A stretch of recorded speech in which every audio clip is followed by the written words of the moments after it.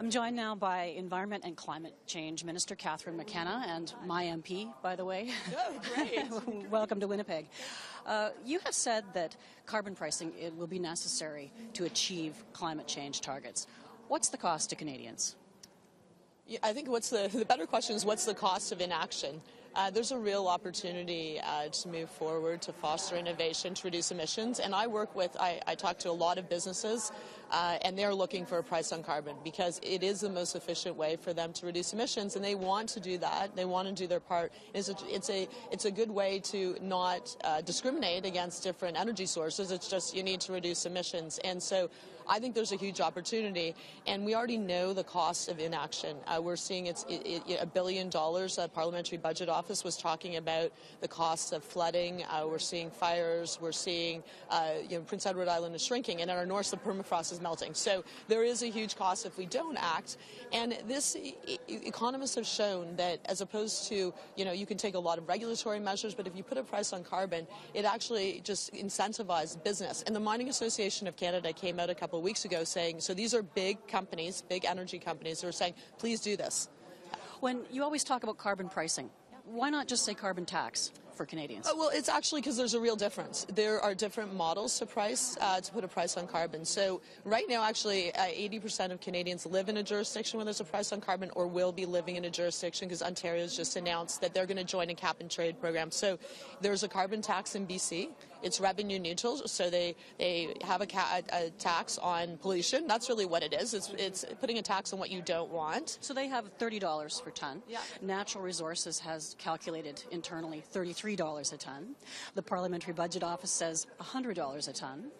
The Green Budget Coalition says $50 a ton. What's your calculation for Canadians? Well, we're having this discussion right now. So we have working groups set up. One of the working groups is on carbon pricing. All the provinces and territories are part of it. And I think we need to just be thoughtful about how do we transition. So you have to, start with a price that's realistic, that makes sense. But clearly it needs to be, we need a price across Canada. And we also need to make sure that it increases over time because that's the way you will get reductions. But BC is a really good example because their economy has grown at the same time where they've had a price on carbon, and now they're really seeing that you can take action to tackle climate change, but also grow your economy. British Columbia is nothing like Atlantic Canada. In Nova Scotia, they rely on coal for their power. Home heating oil is 80% of homes in PEI. Isn't it the case that some Canadians will pay unequal to others? Somebody has to be punished if we're going to pay for this, right? Well, so once again, if you look at the BC model, what they do is they price what they don't want, so they create an incentive. If you reduce your use of fossil fuels, you'll be paying less. But how do they do that in Prince Edward Island when they rely on home heating oil? How do they do that?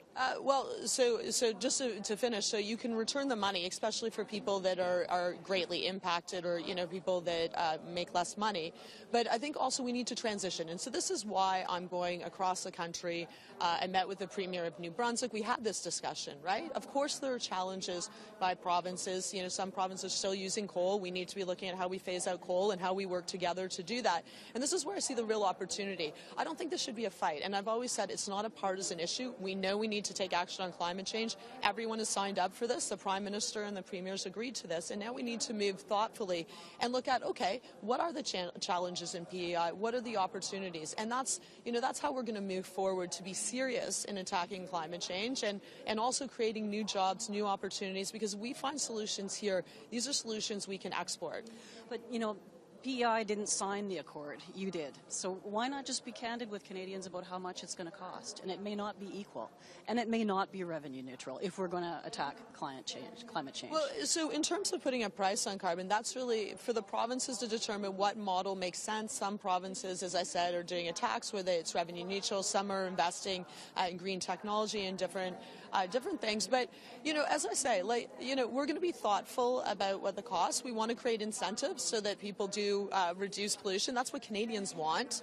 And I think there's a huge opportunity. And as I say, we need to do this in a thoughtful way. But when you see major flooding or droughts, Prince Edward Island is a good example. It's shrinking by an average of 43 centimeters a year. If we don't take action, what are we going to have left in terms of our environment and the future? I have 3 kids. right? We need to be moving forward in a positive way and having these discussions. So this is why we're sitting down with the provinces and territories. I'm meeting with all of my counterparts. We've already had a number of meetings. We have these working groups so we can understand the challenges and do this in a thoughtful way. The idea is not, to cause, challenges to the economy. It's really to look at opportunities, recognizing that we need to be serious to take action.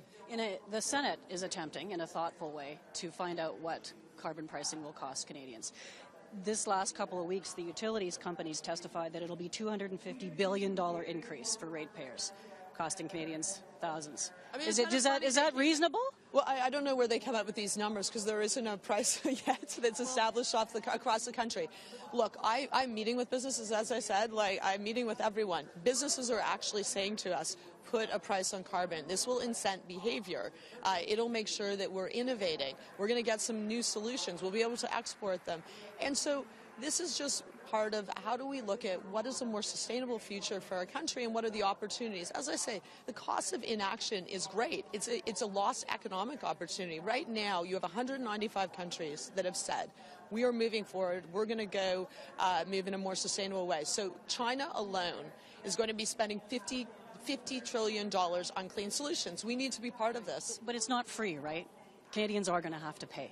Is that right? Again, I reject the premise in the sense that if we don't, we know right now, and this isn't counting if we this do nothing, year, but I mean how much on my bill or how much more a year will I have to pay to stop oceans from rising? Well, it's going to depend on what the model the provinces do, and I think we need to be thoughtful about this. So this is why having the conversation, really sitting down and crunching the numbers. I'm very skeptical of people who just do numbers on the back of an envelope when they don't even know what a price might be. Is that what's happening at the Senate Energy Committee?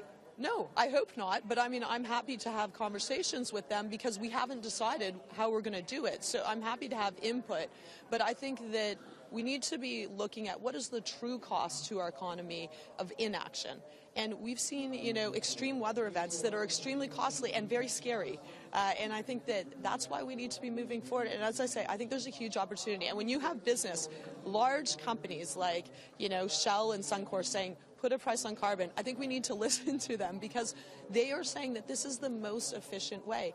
And for individual Canadians, we need to be thoughtful about the impact. And certainly the idea is to look at how do we ensure that we're incentivizing good behavior, like reducing pollution, which everyone wants to do. And how do you punish bad behavior? Well, I don't know if it's punish. It's incentivizing. It's just like anything. You create the right incentives. I want my kids to brush their teeth. I find incentives for that too. But Canadians want this. We've been doing town halls across the country, and we're hearing all sorts of ideas about solutions. And what's really great is I don't see this as a fight, and I don't see this as a partisan issue. I think this is a adult conversation where we say we've got a challenge. How do we make this in an opportunity? And how do we do this in a way where we're doing this together, where it's not environmentalists against business people, it's not, individual Canadians against, Indigenous peoples, that we all recognize we have to do our part. And that's certainly what I'm working very hard to do. I'm listening to everyone. I'm happy to talk to the Senate Committee, happy to talk to anyone. I want, so that we look at, how do we move forward, how we do it in a sensible way, how do we do our part, and how do we create economic opportunity. Environment and Climate Change Minister Catherine McKenna, good luck with that. Great, thank you very much.